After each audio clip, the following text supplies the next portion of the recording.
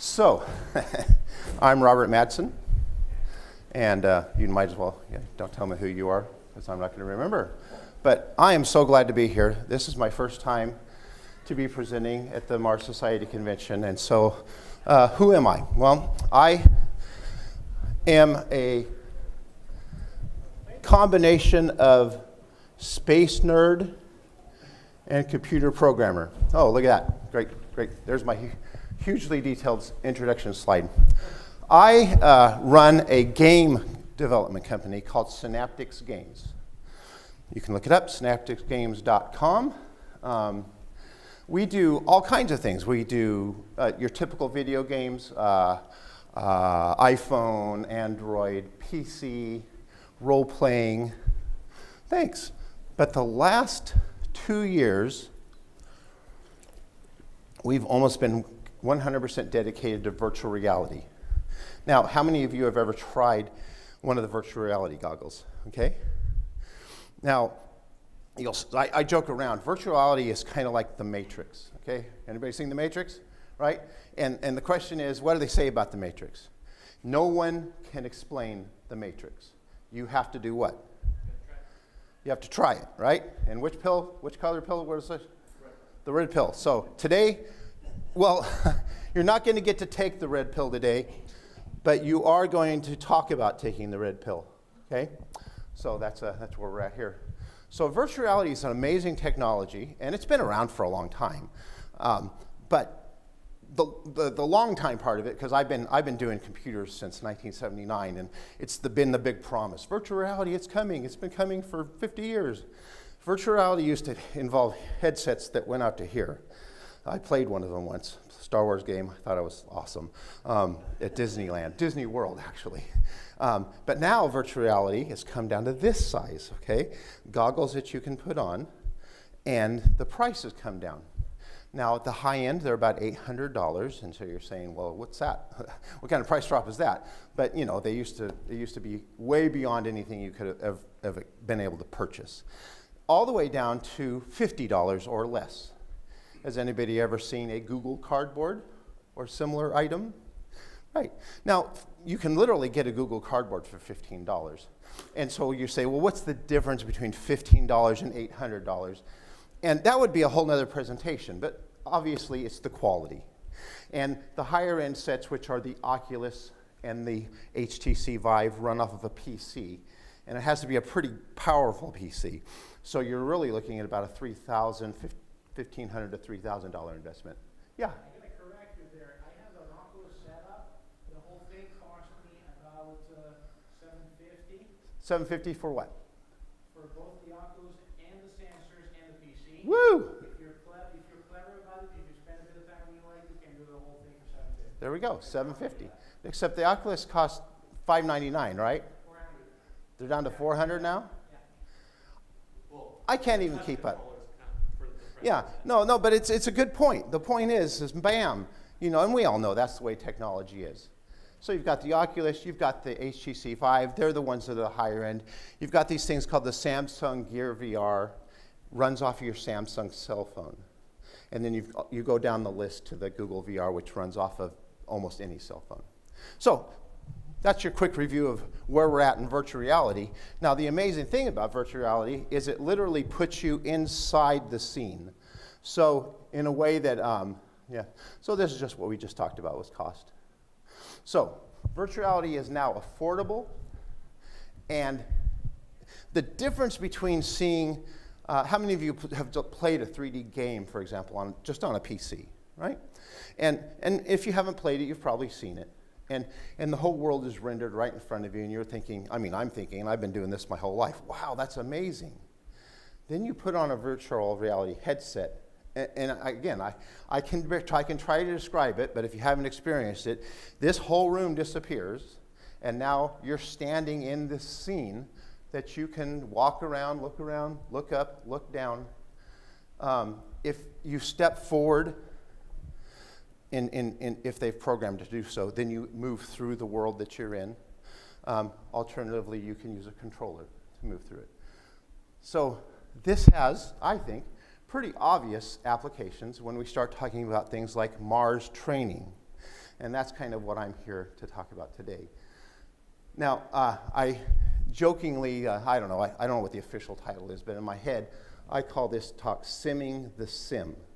Because what I'm going to talk about is a couple of different applications of using virtual reality in order to simulate being on Mars. Okay? And by the way, are you going to help me keep track of my time? So can you give me 10-minute? Awesome. Because the one thing that people who know me will tell you is I can talk for a long time. So here's a couple of examples you may have heard of, or may not, and we're going to mention a few of them in more detail that are working right now on simulating Mars in virtual reality. Now, the first one I've listed up there is a project called Virtual Mars. It's also got a co-project called Mars City. Anybody heard of this? It happens to be run by the Italian Mars Society. And I've just over the last couple of years developed a kind of relationship with them, and we're working together. And Virtual Mars is, just like it sounds, the idea is to map Mars into virtual reality. And by the way, you might ask how we do that. And the answer is the data is out there, right? NASA has already mapped Mars. And the cool thing about it is the technology that we have literally allows us to take that data and suck it into our computer so that when we're simulating Mars, you're standing on Mars, not a fabrication of it, not somebody's idea or an artistic rendition. But if I say you're going to be at this particular place, you're at this particular place. So that's the ambition of all three of the projects you're looking at, by the way.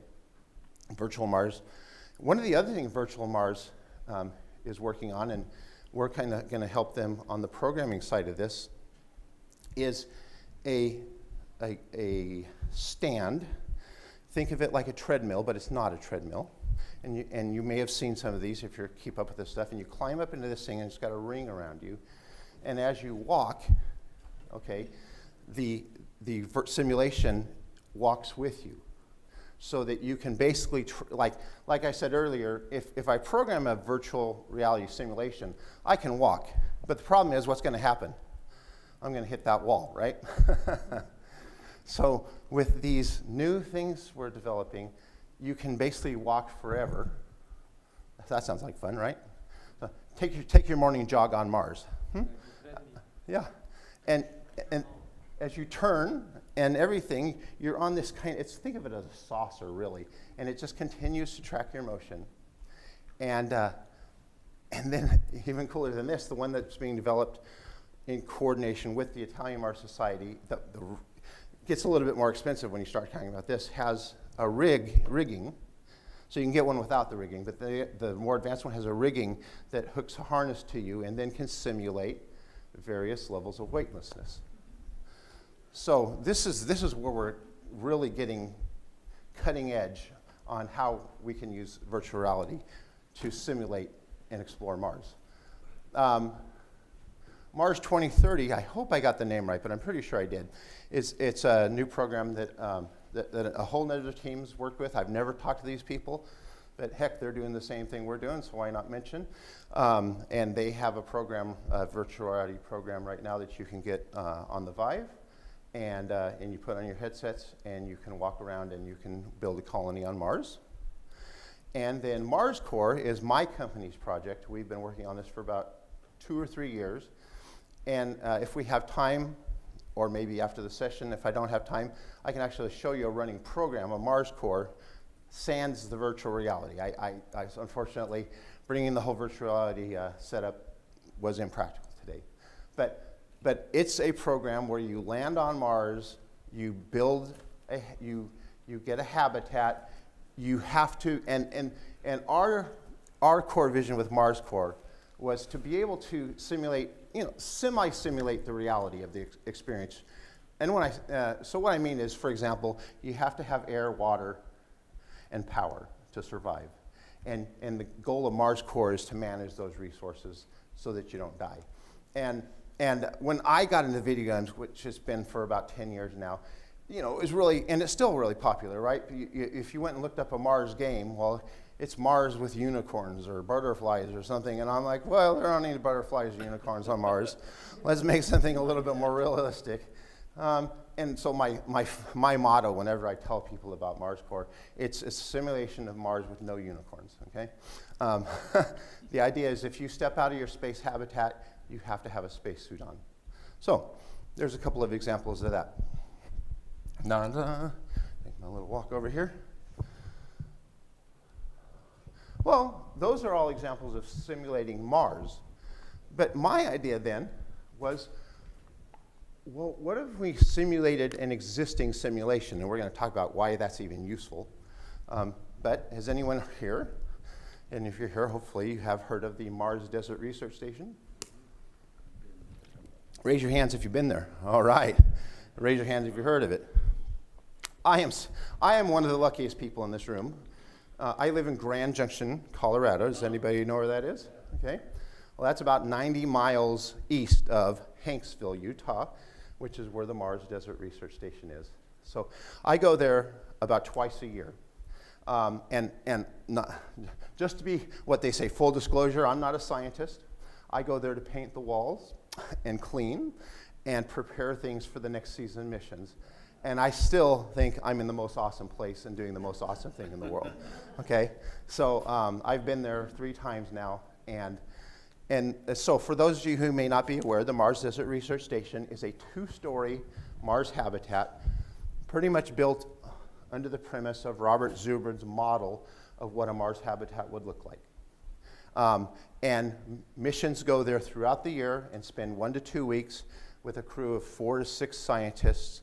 And they form a team with a command structure, and they simulate what it would be to run a 2-week mission on Mars. And they all have their tasks to do and things like that. And I could answer all kinds of questions about that. Hopefully I'll have some time to answer questions somewhere along the line. And if you have a pressing question, feel free to raise your hand right now. That's okay too.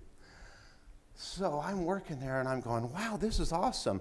I want to simulate this. I want to put this inside of a computer and inside of a virtual world. And I want to simulate what it is to be inside the Mars Desert Research Station.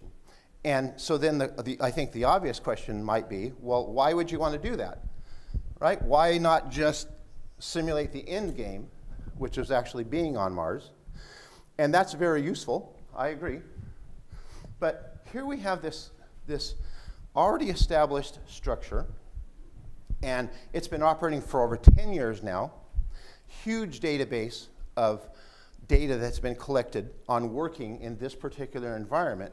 And I got to thinking, well, if we simulated then that actual station, the Mars Desert Research Station, then these are some of the advantages we get. We are able, let's see, what did I say there? Yeah, we've got all this existing data, and now we can build on that foundation of data and allow people to participate virtually in this particular station. Now, again, we expand this idea to different analogs that exist out there. I'm just going to talk about the MDRS because that's the one I'm most familiar with. Okay? So instead of, right now, what do you have to do if you want to do a mission on the Mars Desert Research Station? Well, you have to fill an application, and you've got to get a team, and you've got to apply, and you've got, you put forth your proposal. If you get accepted, then what's next? Logistics. You've got to travel to the middle of nowhere. And when I tell people we're at the Mars Desert Research Station, I say, well, Hanksville, Utah is in the middle of nowhere, and the Mars Desert Research Station is 10 miles outside of that, okay?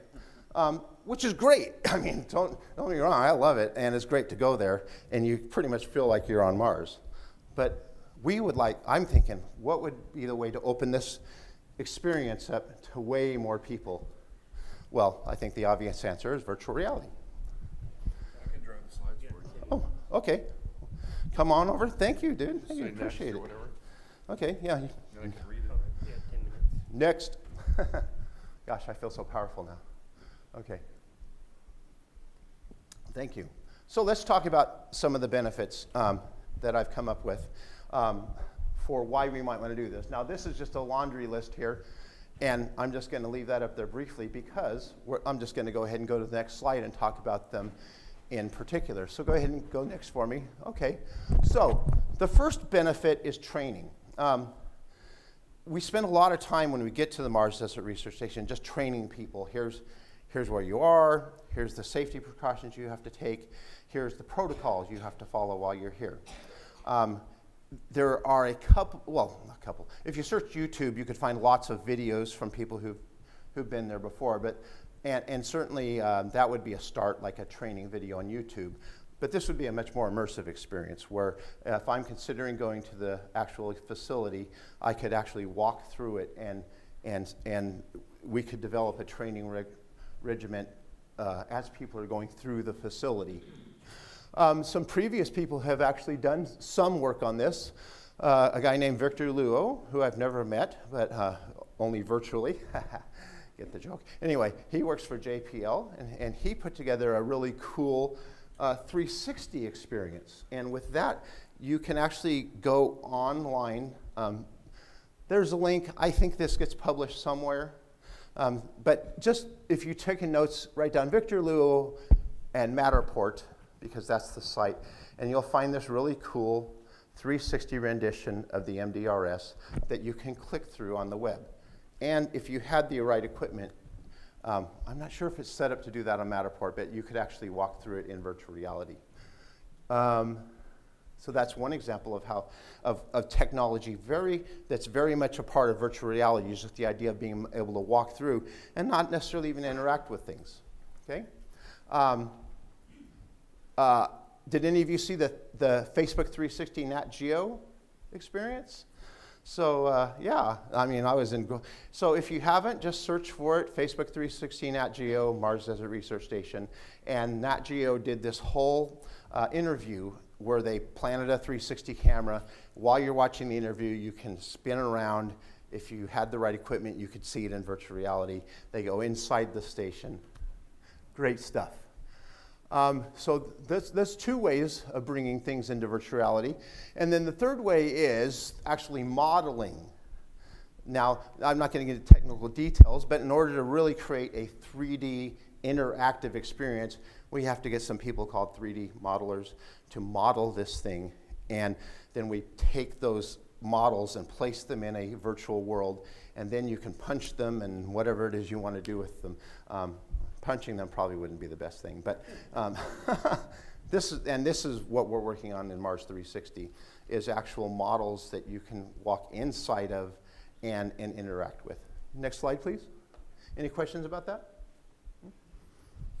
Was that a question or just a great? Okay, fantastic. You got yeah, you're doing it, or do we have a 360 camera running in here? Just that one, yeah. Well, how am I doing on time, by the way? I've been 5 minutes, or I have 5 minutes left?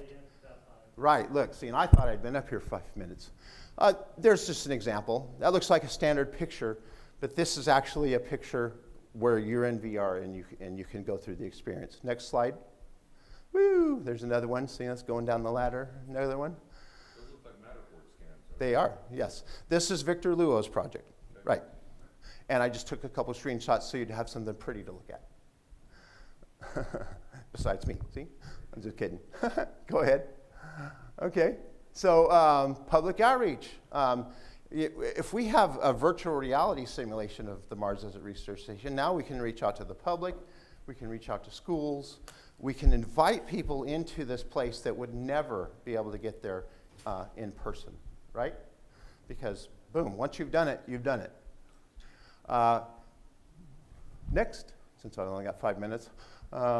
You know, these are the obvious things, but again, why would we want to simulate a simulation? Well, because now people can get there without having to get there. And this is going to open up the whole experience, I would say, to 100 times more people that could experience it right now, simply because the gear, the software to do this, it's all becoming part of the normal thing that people have nowadays. You could imagine people from different parts of the world all participating in a single simulation because they don't have to out travel now. They can just show up in virtual reality and do their thing. Okay, next slide. this would give us the ability now to run a simulation. Let's say we have 4 people running a simulation, record the entire thing. And then at some future point, maybe we need to replay it, see something happened here, let's see what happened. It would be an automatic archive of the experience itself. And then, of course, it could be played back or streamed back for other people. Awesome. Next. Woo. Okay.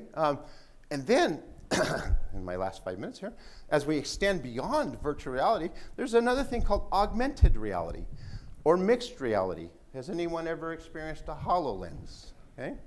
That's an example. The Google Glass was an attempt at that. There's lots of work like this going on. But the difference between virtual reality and augmented reality is in augmented reality, I'm wearing a headset or something, but I still see the world around me. And then I can interact with that. And so if there's 4 other people wearing those, I see them as well. I'll show you an example of that. But here's a few. JPL used this technology to model the Mars rover, and so they can all put their HoloLenses on and walk around this virtual rover on Mars and decide, what's the next best thing to do with it. There's a new attraction. I don't think is it open yet? Did they just do the ribbon cutting at KFC? Yes, your local KFC, Kennedy Space Center, the other one, KSC, the one that doesn't make chicken.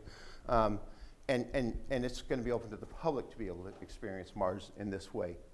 Go ahead and click the next.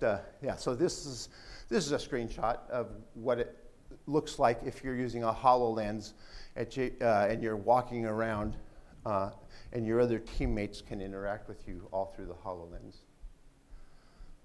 All right, fun stuff. Go ahead and click next. And I think the most important thing you should do with a simulation of any kind, and this applies to simming the sim, is now we can simulate things that we would have never taken the trouble to do before because they're just too dangerous. What if there's a fire? Let's simulate a hull breach and see if the actual people in the simulation can find it and repair it. Simulate a radiation event and how the crew, where they have to go to protect themselves. And this can all be done in virtual reality using, again, the key here is using an existing facility that we already have lots of data on, and now we can just extend that facility, that physical facility, into the virtual world and do things that it was never intended to do and couldn't do because it would just be too impractical. Awesome, huh? So I think that's about it. Click next. Yeah, this is a screenshot from MarsCore, the virtual reality simulation I'm working on. And I'll be able to answer any questions you might have about that. Go ahead and click next. And so, yeah, that's the end of my talk. And if I don't have time for questions, I don't know. But I would love to take them if I do. You got like 2 minutes. Right on. Go ahead. So if you're going to model the buildings, would you model them in Utah or would you model them on the detailed Mars version and just put the buildings there? That's a beautiful question. Actually, our goal is to model it in both places. We're going to model it on the Earth in its exact location, and we can already pull that data in just like I told you earlier. Just like NASA has all the data I could pull in from Mars, well, there's Google, Bing, a service called Mapbox allows me to literally pull in the terrain at Hanksville, Utah, and do it right there. But then, then flip a switch, and I can put that same exact station on a Mars terrain, and then it's just up to the people running the simulation which one they want to do today. That answer your question? Anybody else? So is this open source, or are you planning on selling? That's a good question. We're actually planning on, MarsCore, for example, is something we're planning on selling as a game, but we're going to have a MarsCore MDRS version, which we're going to allow for educational and open source. And for part of our vision too is to build, for educational reasons, is to build STEM goals into this thing so that schools could use this, and as the students are accomplishing certain things, they're building up certain skills. So, yeah. So MarsCore, is that something you do full time with the team, or is that like a side project? That's my company's well, my company does simulations, and we're doing lots of client work, and this is our personal project for our company. Yeah. How many people are you? We have 3 programmers and 4 modelers at this time. Is anyone looking at using VR and MDRS so that when they walk outside, you have mapped the Mars terrain over the actual terrain, so they can walk around in Utah and see Mars? That'd be a great, I hadn't even thought of that one, right? Yeah, just you show up at the MDRS, you put on your goggles and walk outside and you're on Mars, yeah. You know, and the thing is this is, you know, this is just, again, full disclosure, this is my little brainstorm. I haven't sat down with, I mean, I've talked with Sharon, I don't know if any of you know Sharon, and said, man, this is what I'd love to do, right? But there's no Mars Society collusion here or anything. This is my dream. And something that I think will be really awesome, and I know for sure if I get it done that they're going to love it. So. Let's stop questions there. Get them in the hall. Yeah. Thank you, everyone. Woo! I'll be outside.